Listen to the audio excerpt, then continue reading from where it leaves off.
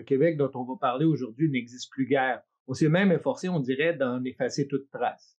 Le Québec industriel, pourtant, est tout récent.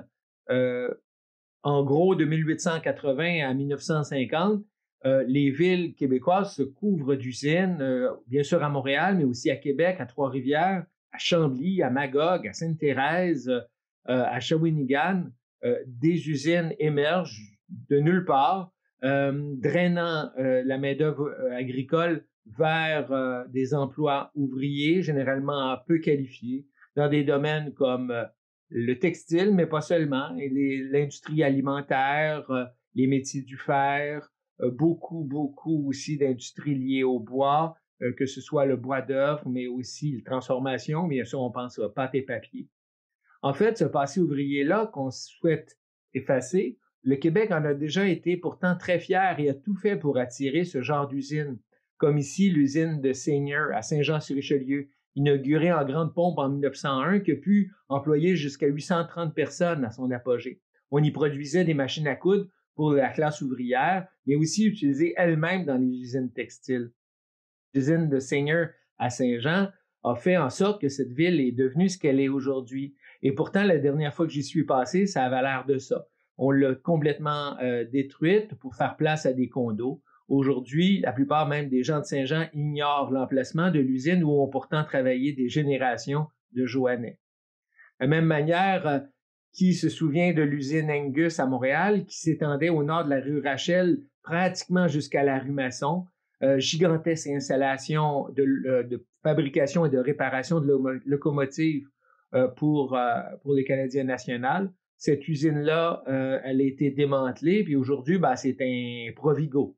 Alors, on a conservé vaguement les murs qui rappellent l'emplacement, puis encore que d'une partie des installations. Les usines se retrouvaient notamment en région, dans les régions ressources, où elles ont joué un rôle crucial dans le développement régional, puis dans l'embauche des fils et des filles de colons. Ici, l'usine de la Wayagamack, c'était une usine de pâte et papier à Shawinigan, une usine ultra moderne au milieu des années 1920. Elle avait son propre barrage, ses propres installations. Elle avait même fait en sorte de détourner la rivière Saint-Maurice pour drainer le pouvoir d'eau et acheminer les fameuses pitounes, le bois qui servait à faire le papier journal. Je l'ai vu juste avant qu'elle soit complètement mise à bas. On est en 2002. Il n'en reste plus de traces. Aujourd'hui, on est en train de renaturaliser les lieux pour en faire un parc, comme si on voulait effacer toute trace du passé industriel. Pourtant, c'est une page clé de notre histoire culturelle. On pense à surtout ces femmes, hein. Les femmes entrent massivement dans les usines. Elles ont pu former jusqu'à 40% des effectifs dans certaines branches d'industrie, notamment la confection et le textile. Ici, à Valleyfield, à la Dominion Textile, où c'est une usine de filature. Vous voyez les bobines de fil et des dizaines de jeunes filles, généralement dont l'âge excédait pas 20 ans, travaillaient à enfiler le fil dans des bobines qui produisaient des trames desquels on tirait les fameux draps, la confection, etc., etc. Quel est l'âge moyen de ces enfants? Bon, sans doute pas plus de 10 ou 12 ans. On est à Chambly en 1910. Elle travaille à la Montreal Cotton, également une usine de filature. La main-d'œuvre des enfants était particulièrement bienvenue. D'abord parce qu'ils ne demandaient pas très cher, ils étaient très dociles. On disait qu'ils étaient aussi très adroits de leurs mains. Ce qui est sûr, évidemment, c'est que les conditions étaient très dures et surtout ces enfants étaient privés d'écoles d'instruction, étaient aussi privés de la capacité à jouer avec des enfants de leur âge. La discipline d'ailleurs était très sévère, une discipline de fer. Il était régulier qu'on retrouve même des cachots dans ces usines-là où les enfants trop turbulents étaient enfermés dans l'obscurité au moindre geste de désobéissance. Mais c'est aussi chargé d'espoir qu'on va dans ces usines-là. On y travaille pendant plusieurs années dans un rythme d'enfer, des chiffres de 10-12 heures par jour, parfois plus. On mange, parfois on fait la sieste sur le lieu de travail. Les conditions, donc, sont bien sûr difficiles. Ça a pu contribuer à ce qu'on garde un souvenir amer de cette époque. Il demeure qu'elle a pu produire également de prodigieuses solidarités. On pense à la naissance du syndicalisme, à l'entraide. Mais dans ces usines-là, souvent mal aérées, trop chaudes en été, glaciales en hiver, il demeure que c'est surtout une camaraderie de souffrance à laquelle on assiste. Et ici, une usine de cigares sur la rue Ontario à Montréal. Regardez ces jeunes filles, il n'y a pas d'usine, il n'y a pas de machine, il n'y a rien. Tout ce qu'il y a, c'est des jeunes filles payées un salaire ridicule qui, toute la journée, devaient rouler des cigares sur leurs cuisses ou sur une nappe de cuir. Bien sûr qu'avec la culture ouvrière, c'est les luttes syndicales qui apparaissent, hein? Les grands syndicats ouvriers qui déclenchent des grèves brutales afin d'améliorer les conditions de travail et qui affrontent très régulièrement la police. Au début du siècle, ce sont les grandes usines textiles qui sont en grève. Puis, ce seront les usines liées aux ressources naturelles. Bien sûr, on pense à la grève de l'amiante en 1949, mais combien d'autres à Louisville en 54, à Murdochville en 56. Partout, le Québec connaît des conflits ouvriers importants, parfois même des morts, qui montrent la prise de conscience de classe dans le prolétariat ouvrier, notamment francophone. Mais c'est aussi une camaraderie entre ouvriers qui se retrouvent après des conditions de travail assommantes dans les fameuses tavernes qu'on inaugure partout au Québec à partir de 1920, des établissements spécialisés pour les hommes, bien sûr, spécialisés aussi dans la vente de bière, dans des conditions très contrôlées. Hein. Vous voyez les petits verres sur la table. La taille des verres était contrôlée, si bien qu'on couvrait la table de bière à un prix fixe. C'était en général 3 sous puis 5 sous le verre. On buvait donc des quantités fantastiques de bière pour oublier sa dure journée. Mais également parler des patrons, ferrailler, parler hockey. Donc une culture ouvrière naît, assez masculine, tandis que les femmes à la maison s'échinent à offrir des conditions de vie acceptables pour les enfants. Ça sombre dans un désert éthylique où l'ignorance, le manque d'instruction sévit. On est confiné à des tâches subalternes en attendant de vieillir prématurément et ou de succomber à un accident de travail. On va donc parler aujourd'hui d'un Québec industriel, un patrimoine disparu, pourrais-je dire, tant vous-même n'avez aucune idée pourtant de ce Québec qui, il y a à peine 60 ans, était dominant dans le paysage économique québécois. Des usines polluantes, on pense aux usines des pâtés papier, mais également à la pétrochimie, des conditions de travail dures, où le temps était minuté, où la loi du patron était absolue, des accidents à une époque où les patrons se sentaient peu concernés par la sécurité de leurs employés. Des révoltes aussi, des grèves très dures, la naissance des syndicats, la solidarité ouvrière, des logements insalubres, les tavernes qui sont aujourd'hui disparues, mais qui sont intimement associées au patrimoine industriel, et bien sûr une langue, cette langue qui va dominer dans les quartiers industriels, notamment à Montréal, ce parfait mélange de français et d'anglais qu'on entend parfois dans la bouche des plus vieux et qui est une langue intimement associée à l'époque industrielle. Alors bonjour, messieurs, dames, bienvenue en direct des usines Angus à Rosemont vers 1930, à l'apogée, en somme, du transport ferroviaire au Canada et au Québec. On produit ici jusqu'à 1 locomotive par semaine, on en répare des dizaines. Regardez cette immense salle qui longeait en gros entre, ma foi, pratiquement jusqu'à la rue Joliette, jusqu'à Frontenac, qui faisait donc presque 1 kilomètre de long au nord de la rue Rachel. Ici, il travaillait jusqu'à 1200 ouvriers qui peuplaient à ce moment-là les rues d'Endurant, Masson au nord et qui étaient un des grands employeurs de Montréal, mais qui était loin d'être le seul. Hein. À la même époque, l'usine de Red Pat de sucre employait 800 personnes, l'usine d'Albert Hudon à Hochelaga-Maisonneuve, près de 700. Vous aviez des usines alimentaires, notamment les biscuits Vio, les confitures Raymond, des dizaines, voire des centaines d'industries étaient installées à Montréal.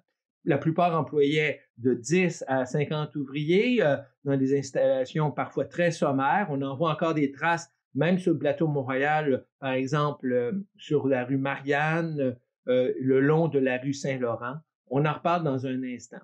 On va aborder donc aujourd'hui tour à tour les raisons pour lesquelles l'essor industriel se produit et notamment les mutations économiques qui se déroulent au tournant des années 1900. On va ensuite voir tour à tour chacune des 3 vagues industrielles qui sont tout à fait facile à découper.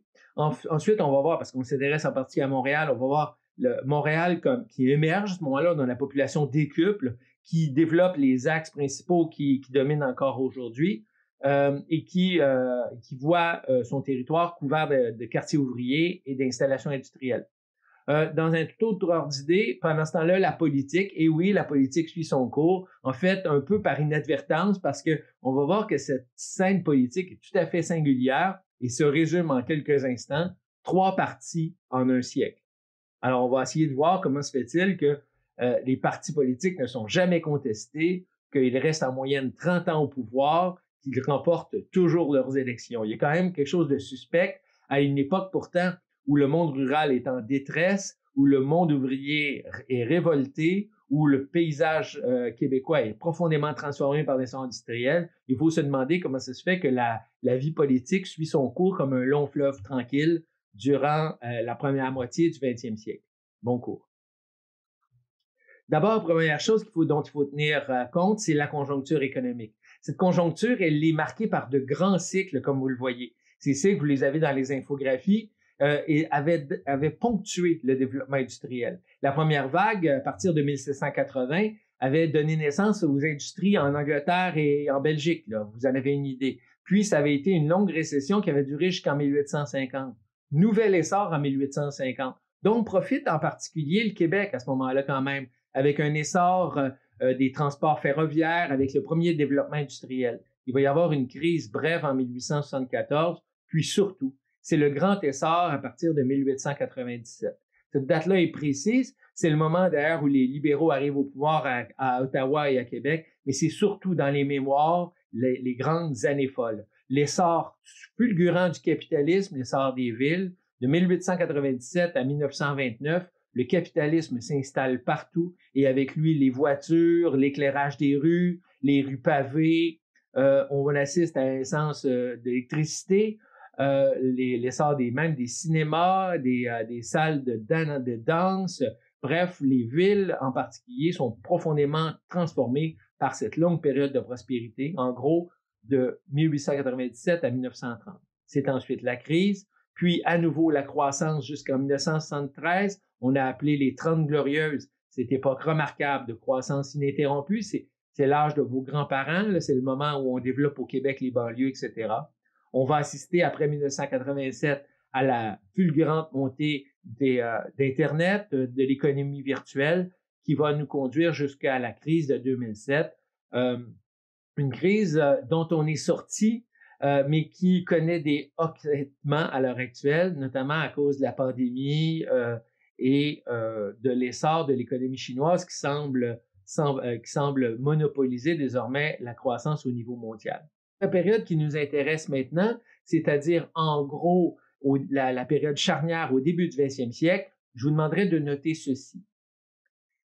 La première période importante, c'est 1850 à 74, croissance puis crise. C'est le moment où Montréal se développe, où la première industrie se développe, on va le voir, mais aussi où le monde rural ne trouve pas suffisamment d'emplois et c'est le grand exode aux États-Unis.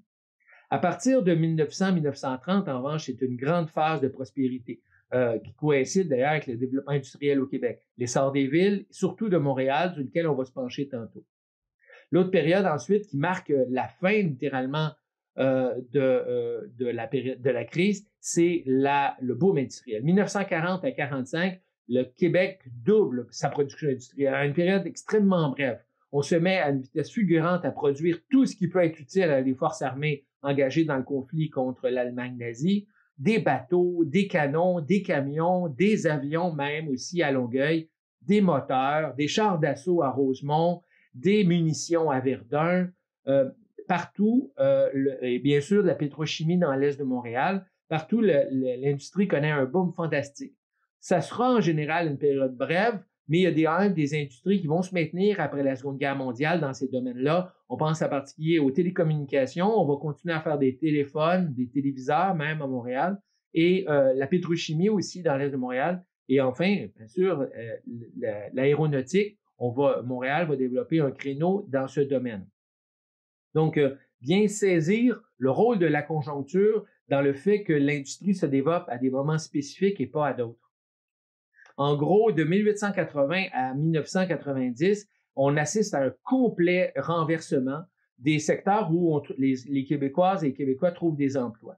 On distingue d'abord une première période, là. Vous voyez très clairement. Jusqu'en 1910, c'est la prépondérance du Québec rural. Regardez, c'est la ligne en haut, là. Cette ligne-là, elle coïncide avec la main-d'œuvre qui travaille dans le secteur agricole. Elle demeure en gros majoritaire, à tout le moins prépondérante par rapport au secteur tertiaire, les services et l'industrie. Ce Québec rural-là, on a eu l'occasion de le voir, il agonise au début du 20e siècle, il traverse des difficultés importantes et ce Québec-là est en pleine mutation. Il demeure que les représentations culturelles, la voix des élites, et notamment lors des élections, est surtout tourné encore à cette époque-là vers le Québec rural. Le Québec industriel fait une entrée tonitruante à partir des années 1910 avec la Première Guerre mondiale, puis les années folles. Le Québec industriel connaît un développement important entre 1910 et 1960. C'est le moment où, sans être majoritaire, là, la main-d'œuvre ouvrière est quand même extrêmement nombreuse et fluctue en gros entre 30 et 40 de la main-d'œuvre québécoise, ce qui est énorme, là. Pour chaque emploi ouvrier, on a une famille qui est derrière. Et avec ça, donc, une culture qui s'instaure et qui est prépondérante, notamment dans le milieu urbain. Vous le savez comme moi, depuis 1960, triomphe l'économie des services. Le passé ouvrier est désormais révolu. L'agriculture n'embauche plus que moins de 5 de la main-d'œuvre québécoise. De la même manière, le Québec industriel entre dans une lente agonie, mais quand même qui se prolonge jusque dans les années 1980. Aujourd'hui, il est en chute libre. L'industrie est surtout concentrée aujourd'hui dans le domaine alimentaire. On retrouve encore quand même quelques usines de bière, des boulangeries, notamment des fromages Saputo, par exemple, l'embouteillage aussi. Mais pour le reste, l'industrie primaire est disparue. Il n'y a pratiquement plus d'usines des pâtes et papier. Le textile est complètement disparu depuis 1970. Non, au contraire, les Québécois, désormais, travaillent dans des bureaux, travaillent dans la vente, la finance. Demandez-vous juste dans quel domaine travaillent vos parents.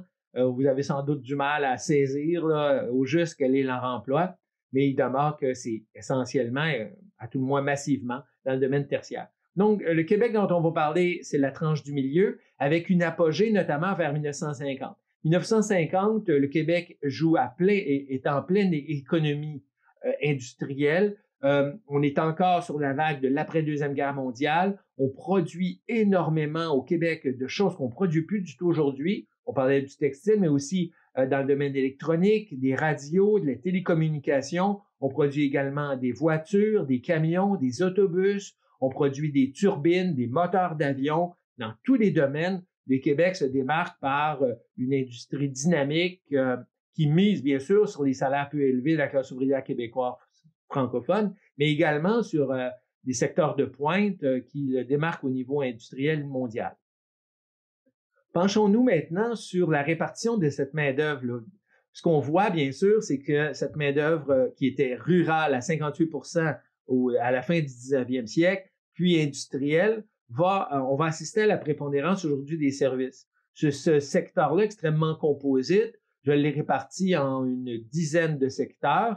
On retrouve donc les services aux entreprises, que ce soit, par exemple, les relations publiques, les communications, les relations avec le client, que ce soit également la comptabilité. Les services financiers, d'ailleurs, sont importants. On les retrouve notamment comme courtier en valeurs mobilières, agent immobilier, ma foi, comptable. Le secteur des transports et des communications, qui est important, et qui inclut aujourd'hui l'industrie de l'Internet.